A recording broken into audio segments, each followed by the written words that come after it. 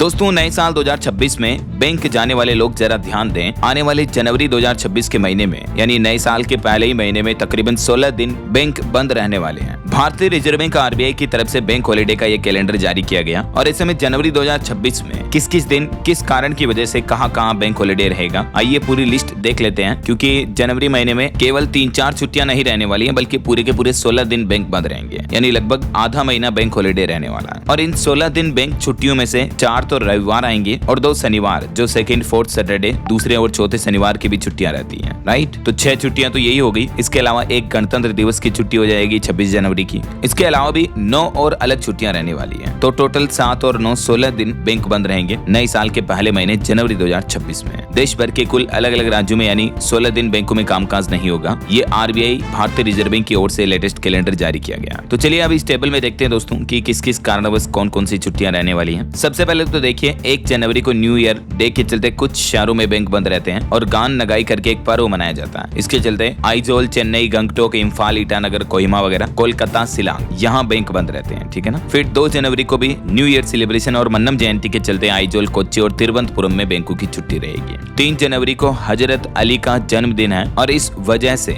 उत्तर प्रदेश की राजधानी लखनऊ में बैंकों की छुट्टी रहेगी। फिर 4 जनवरी को रविवार हो गया, संडे है, तो सभी जगह पूरे देश में बैंक हॉलीडे रहेगा। फिर 10 जनवरी को दूसरा शनिवार है, सेकंड सैटरडे, तो भी पूरे देश में बैंक हॉलीडे रहेगा। उसके बाद फिर 11 जनवरी को भी संडे आ गया, मतलब 4 से 10 तारीख के बीच वापस इस सप्ताह में दूसरी छुट्टियां नहीं आएगी, तो फिर वापस सैटरडे के बाद संडे 2 दिन लगातार बैंक हॉलीडे रह जाएगा। 12 जनवरी को विवेकानंद जयंती के चलते कोलकाता में बैंकों की छुट्टी रहेगी और 14 जनवरी को मकर संक्रांति, माघ बिहू करके पर्व मनाया जाता है। इसके चलते गुजरात, अहमदाबाद, उड़ीसा, भुवनेश्वर, असम, गुवाहाटी और ईटानगर वगैरह यहाँ बैंक हॉलीडे रहेगा। 15 जनवरी को भी सूर्यदेव के उत्तरायण पुण्यकाल के चलते और पोंगल वगैरह, मकर संक्रांति, ये पर्व मनाए जाते हैं। तो इस वजह से बेंगलुरु, चेन्नई, गंगटोक, हैदराबाद और विजयवाड़ा यहाँ बैंकों की छुट्टी रहेगी। फिर 16 जनवरी को और 17 जनवरी को चेन्नई में 2 दिन बैंकों की छुट्टियां रहेगी इन पर्व के चलते। 18 को वापस संडे हो गया, रविवार है, तो पूरे देश में सभी जगह बैंक छुट्टी रहेगी। 23 जनवरी को सुभाष चंद्र बोस जयंती और सरस्वती पूजा, बसंत पंचमी के पर्व के चलते अगरतला, भुवनेश्वर और कोलकाता में बैंक बंद रहेंगे। फिर वापस 24-25 जनवरी को चौथा शनिवार और संडे आ गया, ठीक है, तो सभी जगह बैंक छुट्टी रहेगी। और लास्ट छुट्टी रहेगी 26 जनवरी गणतंत्र दिवस के पर्व पर। आजादी के जश्न के बाद संविधान लागू हुआ, जिस दिन भारत एक गणराज्य बना, तो उस दिन को जो हम 26 जनवरी को मनाते हैं। इस वजह से भोपाल, चंडीगढ़, देहरादून, श्रीनगर और कानपुर, इन जगहों को छोड़कर बाकी पूरे देश में बैंकों की छुट्टी रहेगी।